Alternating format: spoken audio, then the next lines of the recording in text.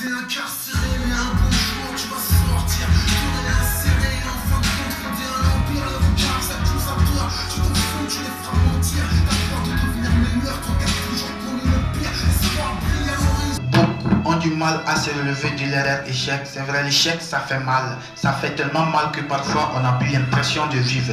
Et parfois on se dit, ça sert à quoi de vivre s'il faut continuer par encaisser ces coups de la vie?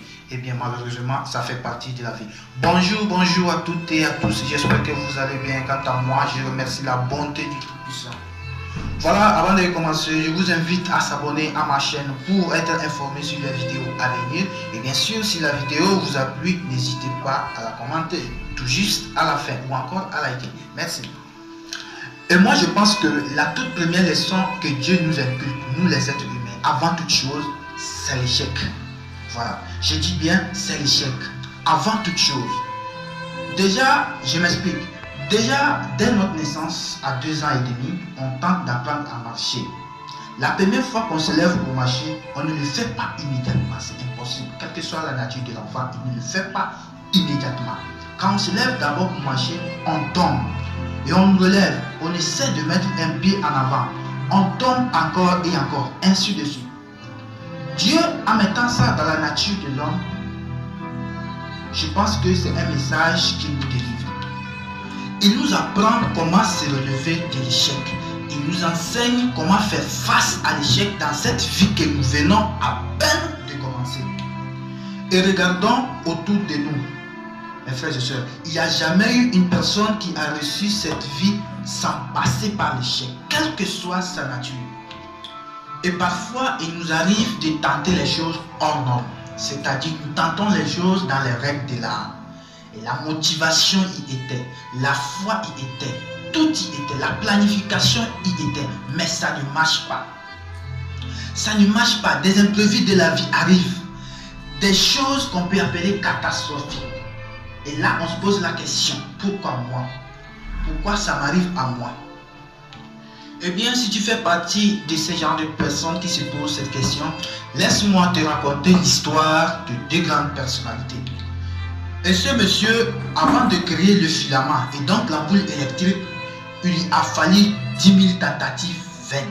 C'est-à-dire qu'il a tenté 10 000 fois et ça n'a pas marché. Ça n'a pas du tout marché. Et pour s'expliquer, il dit, je n'ai pas échoué. J'ai simplement trouvé 10 000 solutions qui n'ont pas fonctionné. Voilà quelques manières extraordinaires de voir les choses. Ce monsieur ne considérait pas ces tentatives vaines comme des échecs. Mais par contre, il trouve que ces 10 000 tentatives-là étaient des solutions pour lui qui n'ont pas fonctionné. Mes frères et sœurs, combien de fois nous n'avons pas défié Dieu parce que notre baccalauréat n'a pas marché? Combien de fois on n'a pas remis en cause la volonté de Dieu parce que notre business a fait faillite? Et ce monsieur, il n'a pas lâché, il a percé. Et malgré tout, il a fini par nous créer l'ampoule électrique qu'aujourd'hui nous utilisons. Voilà, aujourd'hui nous payons à 500, 1500, à 2000.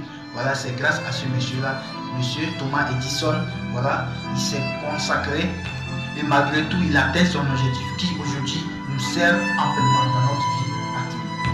Maintenant, revenons un peu à ce deuxième 1809. En 1816, c'est-à-dire à 7 ans, forcé à travailler car sa famille se fait expulser.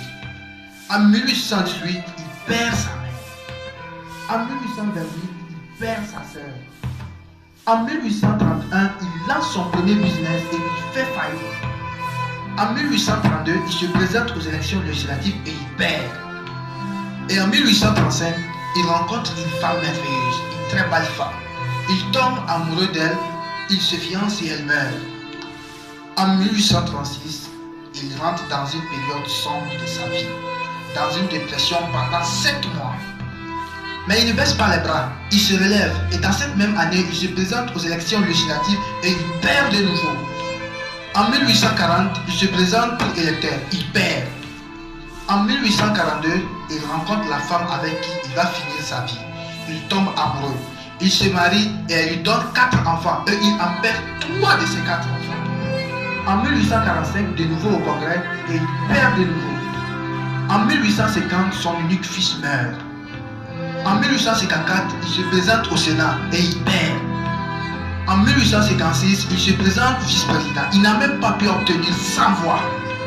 En 1858, il se présente de nouveau au Sénat et il perd de nouveau.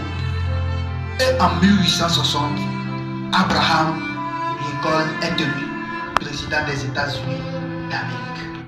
Et il fait 2 mandats exceptionnels qui font de lui le président le plus impactant et le plus respecté dans l'histoire des États-Unis d'Amérique. Vous voyez, on voit le gladiateur, on voit les champions, mais on ne voit pas les coulisses de la réussite. Il faut que l'on apprenne à accepter les coulisses de sa réussite.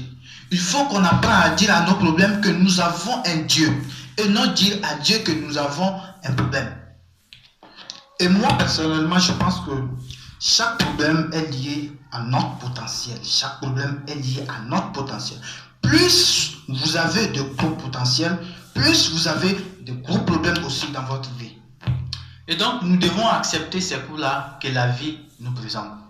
Il y a un écrivain qui a dit, le succès c'est quoi? Le succès, c'est d'aller d'échec en échec sans perdre de l'enthousiasme.